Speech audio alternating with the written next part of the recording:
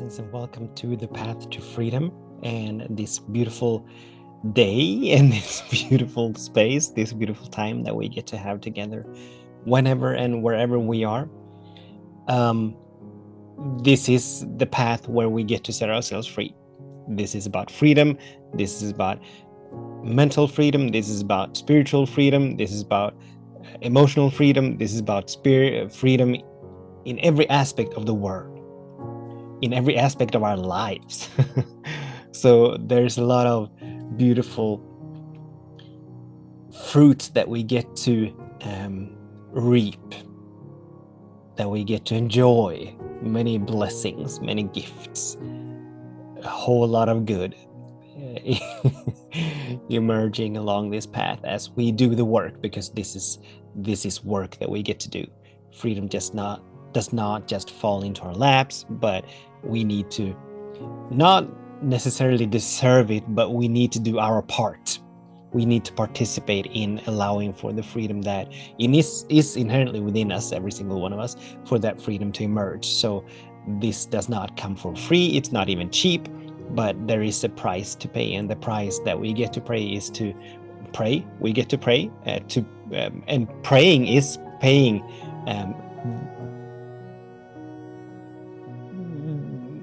one aspect of the admission fee to this ride. But we get to release and let go of that which no longer serves. We get to do the inner work necessary to expand our consciousness, to raise our vibration over and over and over again, to higher and higher and higher levels, so that the peace that is within, so that the joy that is within, so that the freedom that is within, so that the love that is within, so that the harmony and wholeness and abundance that are all within us, they're all within us, so that they may well up, so that they may emerge. So this is what we're doing, and that is why we're here. In case you didn't know. My name is Daniel Roquillo, and I'm always very grateful. I'm not always grateful, but I'm always grateful that I get to share this space with you, whoever you are and whenever you are, that we get to do this work together, that we get to walk this path side by side, that we get to have this communion, and that we get to have this community of like-minded individuals. And there are, even if we don't know each other, this is a space, this is a field that is being generated, that is being created, and we all get to bask in that. So we, unbeknownst to most of us, as we will most likely not ever meet in person, but we still get to enjoy, and we still get to enjoy each other's company. We still get to inspire and empower and support and uplift one another in such a beautiful way. I have been talking so much, so I have close to completely forgot the the topic for this message.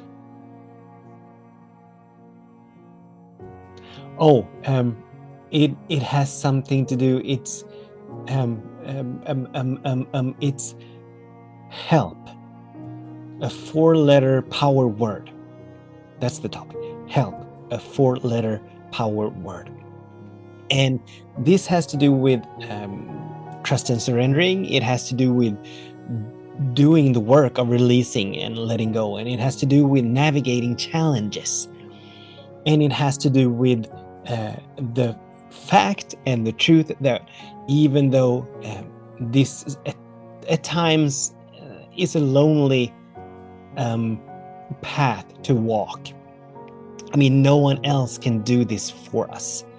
No one else can make choices for us. No one else can release and let go for us. No one else can do any of this for us, but we need to do it for ourselves. And unless we do it, it's not going to get done. It is that simple.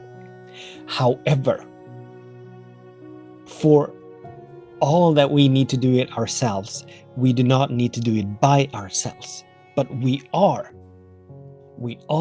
in every single moment a unique, perfect, whole, complete expression, emanation of this loving presence that is all there is. We are it, expressing itself, revealing itself, being itself, living itself, running itself, moving itself.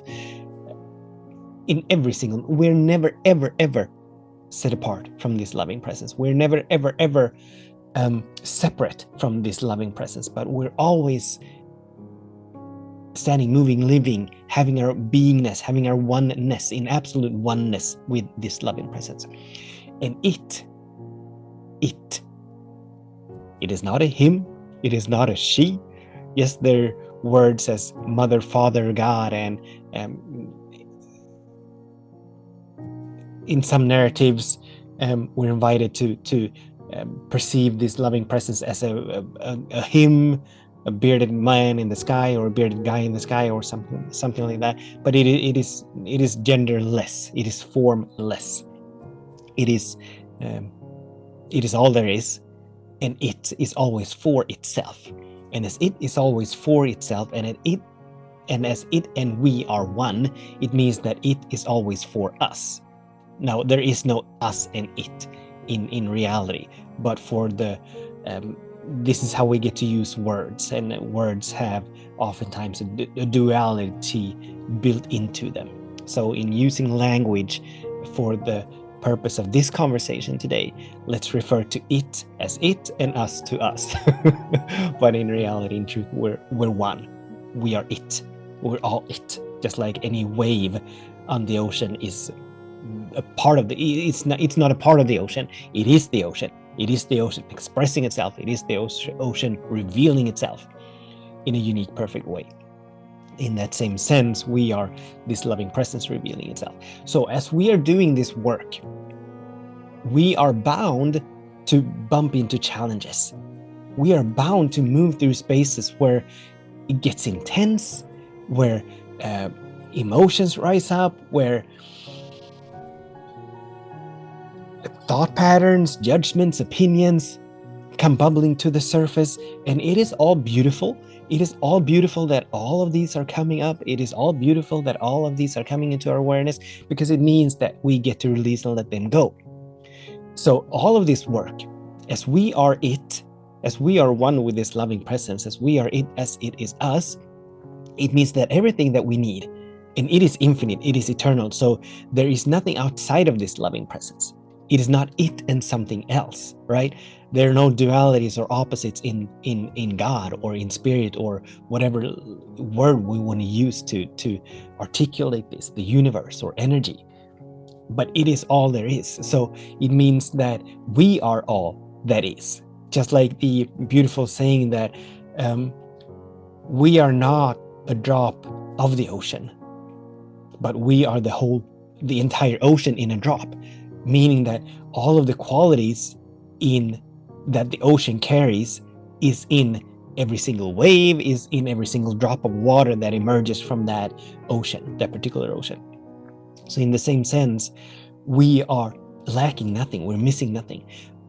But we do need to release and let go of that which is obscuring that which we are.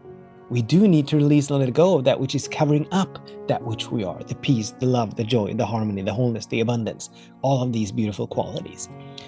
And as we're moving through challenges, every single time that we bump into a challenge, that's an invitation for us to release and let go of something. That's an invitation for us to expand in some way, shape, or form. Every single challenge is a gift and a blessing of transformation, a springboard, if you will, a trampoline, inviting us, calling us to go to a higher level of consciousness. We're not going to a higher level of consciousness, but to allow for our consciousness to expand. The consciousness that in this human form has been contracted. And as we're doing this, we're wise to remember that we need not do it by ourselves. We need not release and let go by ourselves. We need not expand our consciousness by ourselves. But we're always wise to lean into asking for help. The angelic realm, God, whatever we call it, it cannot interfere unless we make ourselves open and available for it to intervene. So it cannot force itself onto us. And so as we ask for help, and another aspect of this asking for help, that we are asking it for help. So if we are moving through challenges, let's say it may be a health challenge, it may be a financial challenge, it may be whatever kind of challenge, when we are asking for help, we're not primarily asking the world for help. We're not primarily asking another individual for help. Help may come through them. Help may come through the world, yes.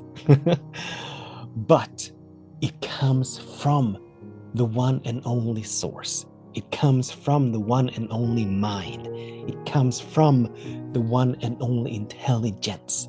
It comes from the one and only life, the one and only power. So we need to go to, and we're wise and we're invited to go to first cause, as it is sometimes called, to go to Spirit first. Simply saying, help. I need some help here. I need some help with this. Please help me. I cannot do it. Do it through me. However we language it.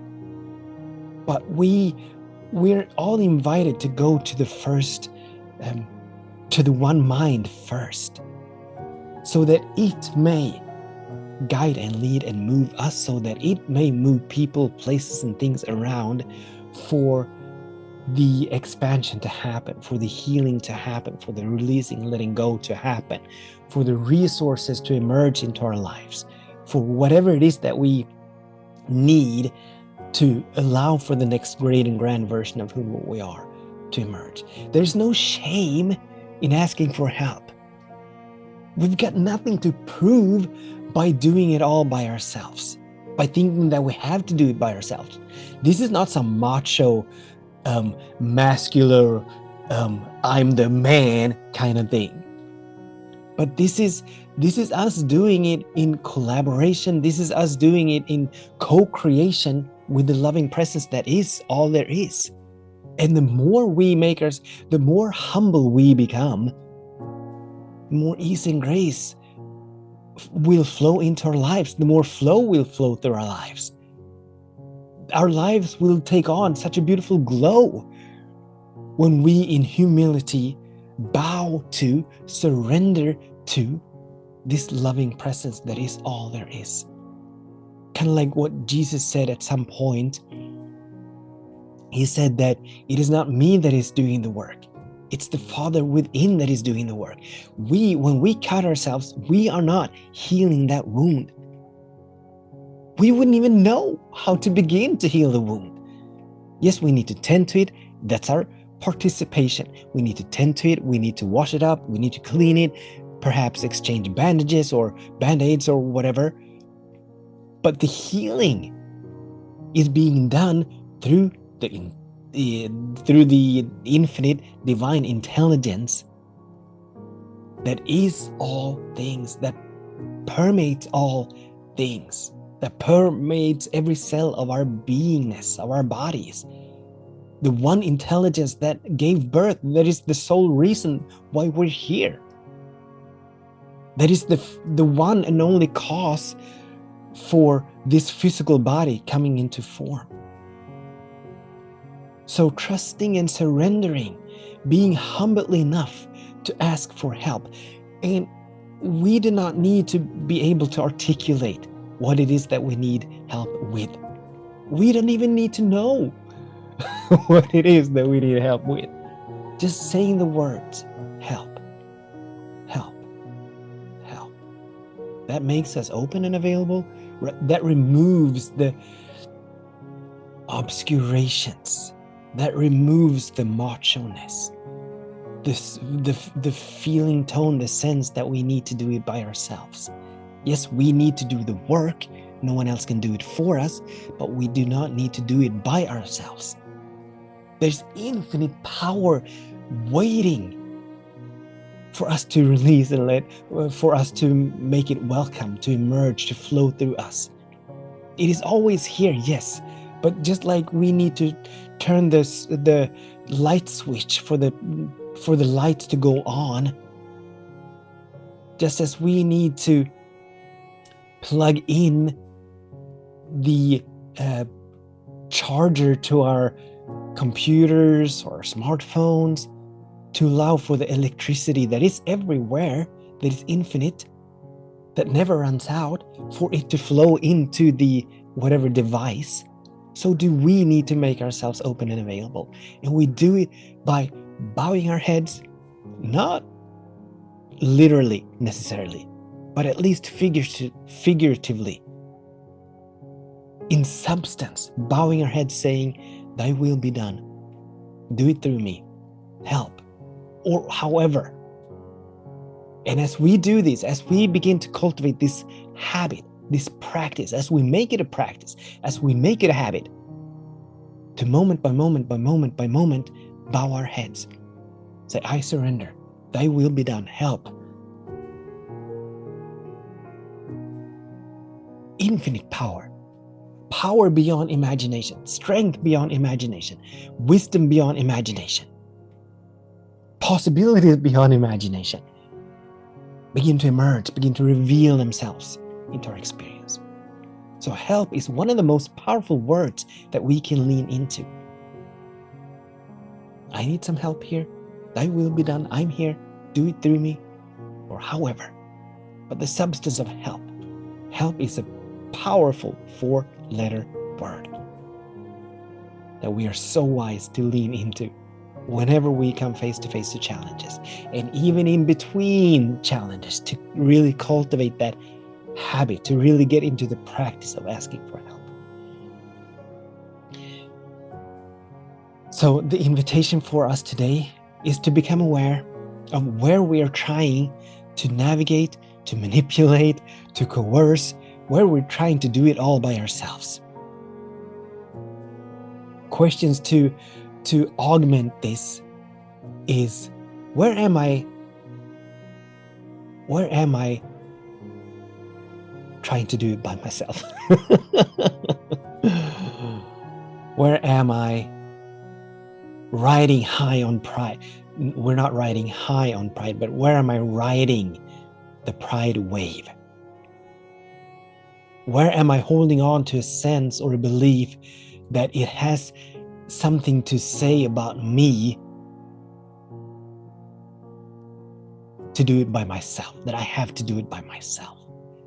Where are we holding on to stories and beliefs around being worthy or proving my worth by not asking for help, by doing it by ourselves? Another way of asking the question is, where can I ask for help? So that's the invitation, that's the questions that we can ask. Thank you so much for tuning in, for joining me. I'd actually meant to share a personal experience. I'm not, other than just sharing that I'm heavenly I'm heavenly and heavily leaning into cultivating this, or allowing for this practice to expand right now. And it is such a beautiful practice, and it frees so much up. It frees so much up. Asking for help, bowing my head in humility, surrendering, leaning into this loving presence that is all there is. So thank you for tuning in. I invite you to share this with anyone that you feel might benefit from hearing this or watching this. Until we meet again, I absolutely bless our days, and I bless our ways. I absolutely know that all is well, that something wonderful is happening, that everything is working for the highest good, that perfect preparation, perfect unfolding is always happening. With much love, many blessings.